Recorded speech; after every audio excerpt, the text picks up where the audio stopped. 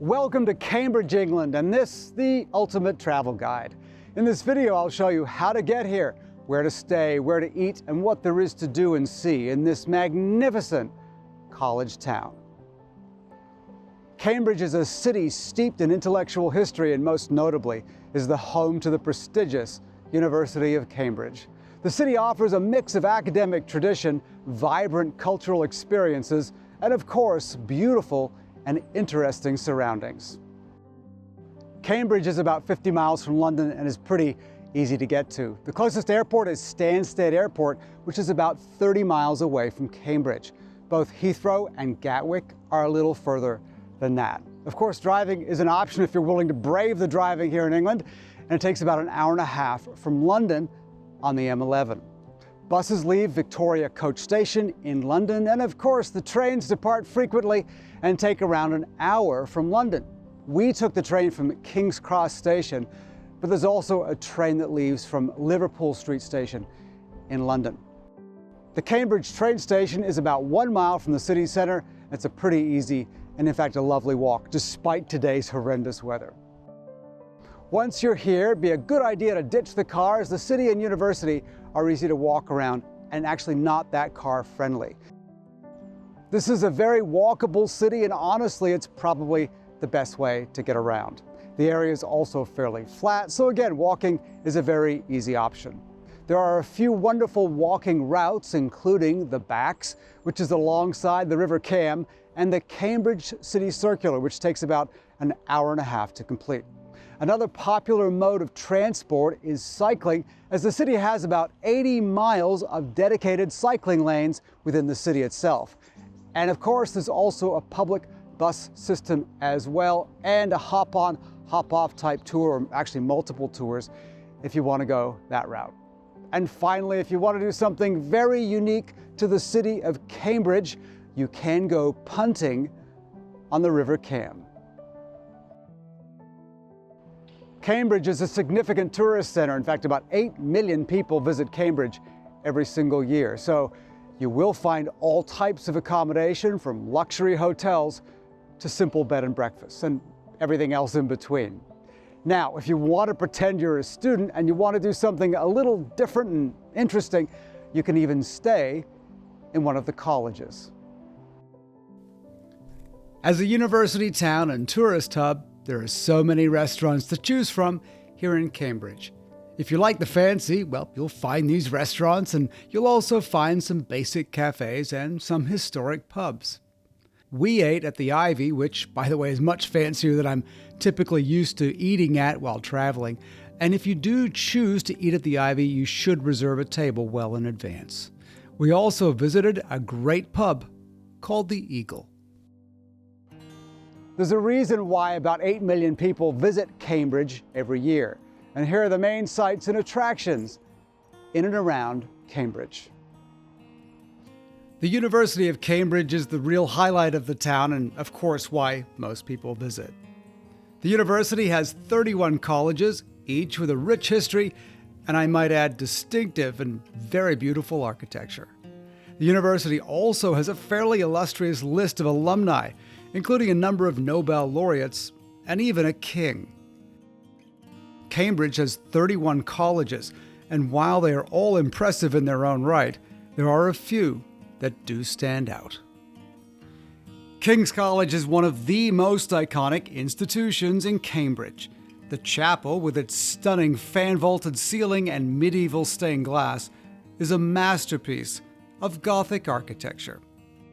Trinity College is one of the largest and wealthiest colleges. Its alumni include a few people that you may have heard of, including Sir Isaac Newton, Lord Byron, and yes, King Charles. The Wren Library, designed by Sir Christopher Wren, houses a number of rare manuscripts. Queen's College is a blend of medieval, Tudor, and modern architecture. Perhaps the highlight for a visitor is the wooden bridge, which is more commonly known as the Mathematical Bridge. St. John's College is the location of the striking Bridge of Sighs, which is modeled after the Venetian bridge of the same name. The Bridge of Sighs is a great location for that epic photograph of the college. And of course, there are many other wonderful colleges that I have missed, including St. Catherine's College, Peterhouse College, and Corpus Christi College. St. Mary the Great is the university's official church. The foundations are from 1010, and the church has been the university church since 1209. Unfortunately, the original church did burn down way back in 1290, and the church you now see was constructed between 1478 and 1519. And the tower, well, it was completed later in 1608. Speaking of which, you are able to climb the tower for some of the very best views in Cambridge. While the university is Cambridge's centerpiece, there are some other wonderful sights that you should see when visiting. Punting on the River Cam is certainly one of the most iconic activities in Cambridge and a good way to see the different colleges. Punts are flat-bottom boats steered with a pole. You can either rent one, and good luck if you do, or even a better idea, opt for a guided tour. If you're traveling to the UK, don't forget about the changes to entry into the country. You now need an electronic travel authorization prior to arriving in England. The Fitzwilliam Museum in Cambridge is a world-renowned cultural treasure trove, housing an eclectic collection of art and antiquities. Highlights include masterpieces by Monet, Rubens, Renoir, Cézanne, Van Gogh, and Picasso, just to name a few. Antiquities include those from ancient Egypt, Greece, and Rome. I might add, and I wasn't prepared really for the beauty of this museum. It's absolutely gorgeous. For more travel videos on Great Britain, please subscribe. If you're in Cambridge from late November to the New Year, there is also a wonderful Christmas market right in the center of town. One of the great pleasures of a city like Cambridge is walking around the beautiful gardens, parks, the River Cam, and of course the wonderful streets. There is so much history to be seen on foot, plus it does give you access to the many stores and restaurants. Cambridge, of course, has many other sights and attractions worth seeing. These include the Round Church, Kettle's Yard, the Botanic Gardens, and the very interesting and unique Corpus Clock. Just outside the city is Grantchester Meadows, which is a charming little village and is also the name of a song by Pink Floyd. And in case you're wondering, yes, several members of Pink Floyd grew up in and around Cambridge. While Cambridge is the highlight of this region, the areas nearby offer a wealth of attractions. Ely, a charming cathedral city, is the home to the stunning Ely Cathedral and peaceful riverside walks. Newmarket, known as the home of horse racing, features the National Horse Racing Museum as well as its racecourses.